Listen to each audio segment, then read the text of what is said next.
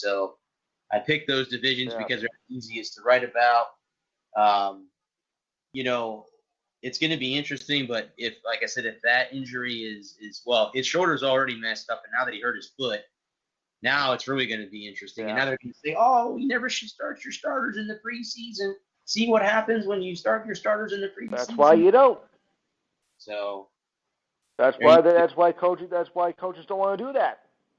Well, and that's what I think too. Speaking of guys not starting, you have Mike Evans for the Bucs, who has a quad injury, and he's not going to play tomorrow against the Browns. And they don't think he's going to play at all in the final preseason game either. Why should you play him in case, like just what happened, Lewis, what you just said with, with Cam Newton?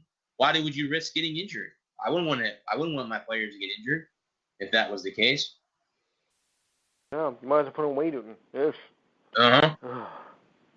So, Lewis, I was going to talk about college football. Do you have a college football team that you follow? You follow Rutgers being in New Jersey, or do you have a college football team that you follow closely? Shamefully, yes, I do follow Rutgers. I don't like to admit it, but I do. So how are the Scarlet Knights going to do this? Let me tell you something. Horrible. They'll be lucky if they win one game. Look, you know what? They need to reform everything and put back in the Big East for college football and put Rutgers back in, because ever since they moved to the ACC, they have been an absolute joke. They wanted more money. They wanted more TV time. Yeah, I get it. You want more exposure, but it hasn't made your team any better. I mean, since the Big East has failed in football, it's been very painful to see and they're not only losing, but they are getting slaughtered week after week by the powerhouses. Michigan State, even Minnesota, the Ohio State. Oh, I can't believe I just said the Ohio State. You just call them Ohio State. You get the idea.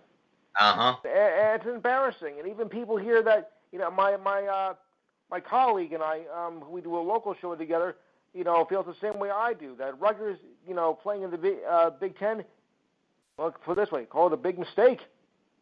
A big mistake. Well, and speaking of that, being that I cover USF down here in Tampa, UConn's going back to the Big East in football. They're leaving the AAC and going basketball. Basketball. Oh, basketball. That's right. I'm sorry. Correct. They went back to basketball. So, I mean, there's, Lewis, I agree with you. I mean, if you get to the point where I know, your team's making money and that's what it's all about, making money, changing conferences, they pay you more money to be. But after a while, you say to yourself, okay, well, we have fans, but we're getting slaughtered every Saturday or every Thursday night. We're getting slaughtered. And we're not winning games. Not only we're not winning, we're not coming close to winning any games. After a while, you would say to yourself, why are we putting ourselves through this? We can go back to the Big East and actually win some games and get some kids to come to our school and make it better. I mean, to me, I don't know. I don't understand that. I haven't really looked. Who do they have on the schedule this year? Do they have any out of conference games that they can win? That you see?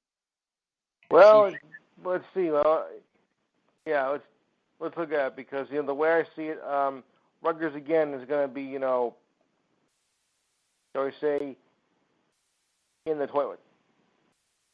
Really bad? Let's see what their schedule is. Yeah. Football. Let's see, pull that up here real quick. Rutgers football schedule. Okay, here we go. Okay, so they start the season on the 7th against the Iowa Hawkeyes. Now that's a Big East, Big Ten team. So they don't have a out-of-conference game until the end of October against Liberty. They only have one out-of-conference game. That could be a win. Yeah, that's the only one that I see. They got Iowa, Boston College. They could probably give Boston College a little bit of a run for their money. That they can give I don't know. a little bit of a run. But then they got Michigan, Maryland, Indiana. They might have a shot. Indiana's no more known for basketball than they are football. Minnesota, right. Then they play Liberty. They have Illinois. Illinois is an okay team. Like USF played them last year, and we beat them at home. It took a long touchdown pass, but we beat them. And then you have Ohio State. I'm not calling them the Ohio State. I'm going to say Ohio State. And then they have Michigan State, and then they end the season in Happy Valley against the Nittany Lions. So they do have a tough schedule. That's not a very easy schedule. That's not easy at all. They never get an easy schedule. Yeah, that's. So how many? That's the only thing. How many games did they win last year? Let's see. One? I think one. Actually, they start August 30th against UMass. They got a shot at beating UMass. They got a shot at beating UMass. That's the first game. Yeah. Let's see. They won. Let's see here. Rutgers. Go back here. Let's see here. Let's see. Starting the season 2018. All right. Let's see. They lost. Okay, they won their first game against Texas State. They lost against Ohio State, Kansas.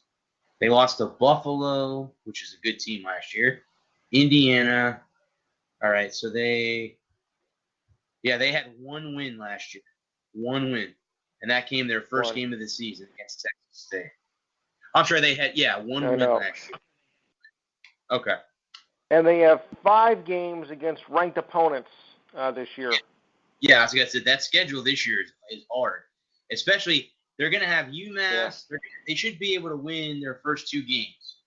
I think UMass is, they're in the AAC. That should be a game that they should be close. It should be close. And then the second game they play, they should have 2 wins this year. Yeah, they have UMass, and then they play, Liberty down the road. They should win. They have Iowa in their second game on September 7th. Okay. So when I'm at the USF game next Friday night, they're playing UMass. I'll have to take a note of that. I'll have to see if I can. They always air some of the games in the booth, the games that are being played. So I'll have to take a look and see if that one's being televised on the TV. Monitor that one. Well, I mean, to a certain extent, I mean that does suck that since they moved to the Big Ten that they've had it rough. That's not good. Not good at all. No. And again, you have one win last year. They have 2 byes this year. I know that back in the when USF was ranked number 2 in the country, Rutgers came down here and beat us. Or did we lose to them at home? I don't remember what it was, but the Bulls were ranked number 2 in the country. I think you lost them at home. At home, okay, yeah. You got the Rutgers came.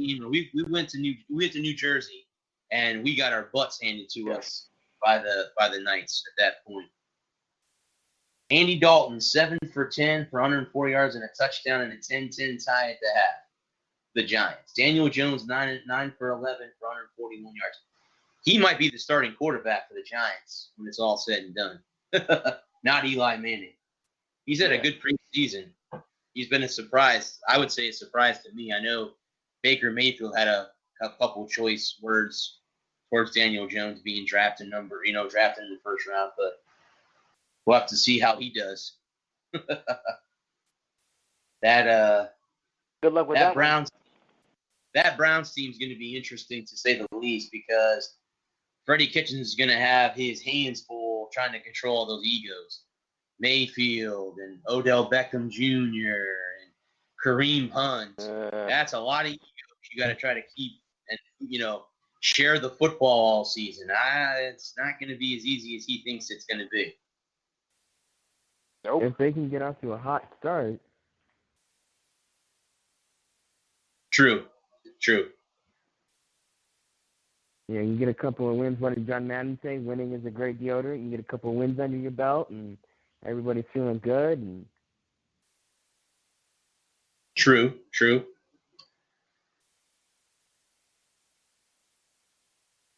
Well, Lewis, did you want to talk about anything else? You were also mentioning about the what did I say? XFL. Oh boy. XFL. Mm-hmm. I mean, I was looking at the team names and everything, and I mean, is this a new football league or is this something that sounds like kind of like Game of Thrones? I mean, the names of these teams for one thing. My goodness. Well, here's my opinion on that. Okay, you name the Tampa team the Vipers. We have snakes in this state, but we have rattlesnakes. I don't think they were going to name them the Rattlers because FAMU, a university in northern Florida, northern part of Florida, that's what their name is. So I think that they already had, premature to that name. So yeah, they couldn't call them that. But did they call the New York team the Gargoyles? Did I see that correctly? They call them the Gargoyles or something like that.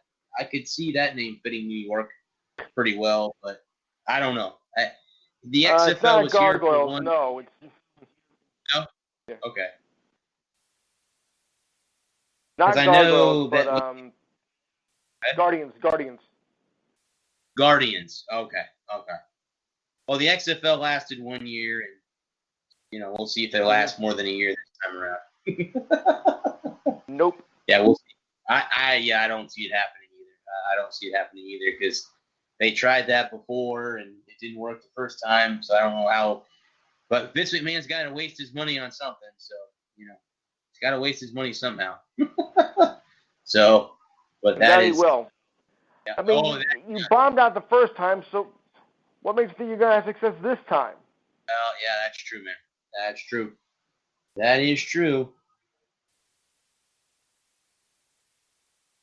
Well, Lewis, I have another caller on the line that wants to talk to me about Wolverine football. Do you want to hang on the line, or do you want to go?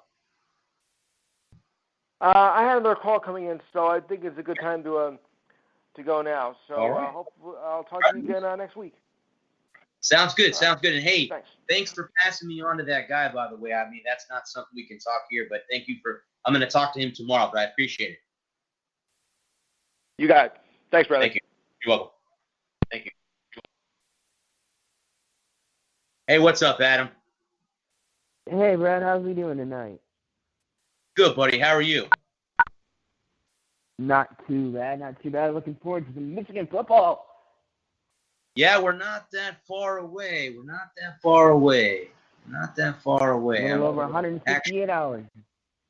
So you guys got Middle Tennessee on Saturday, this next Saturday, a week from this upcoming Saturday. So you told me earlier. Saturday night. Yeah, earlier you were worried about the Army game, the next game on the 7th. Yeah, I'm really worried about the Army game. Okay. Because it's that triple option. And running quarterback giving us fits for 20 years. Okay. I look at the schedule, bud. So you got Army going, then you have the Badgers, who I'm gonna get to see this up next Friday, and I'm hoping and praying that the Bulls somehow are able to stop that running attack. That's gonna be easier said than done. But you guys got them. You guys got them on the road. How do you think we'll do against them? I think we'll win. I think we will go up to. I think we'll go up to Madison, take care of business. Okay. We got good news this afternoon. Avery Thomas is back. Another weapon for the offense. Okay. That we got this new. If you're a Michigan guy, you know who he is. But we call him the bench, Ben Mason, and he's been a stud throughout fall camp. He's going to be taking that Rashawn Gary position. Okay. That D lineman. And what the biggest bugaboo last year going into this year is play calling. It was just really vanilla, really left, right, middle punt. And you can't have that in today's dynamic college football. You've got to be able to make your plays. And and it's about getting off to a good start, not necessarily a fast start. Like, I think about the Middle Tennessee game. I was wanting to get off to a fast start, and no, I don't mean being down 14 after 2 minutes. Right. That's the game going quick, but I'd like to see us go out, play smart, solid, fundamental football. Nothing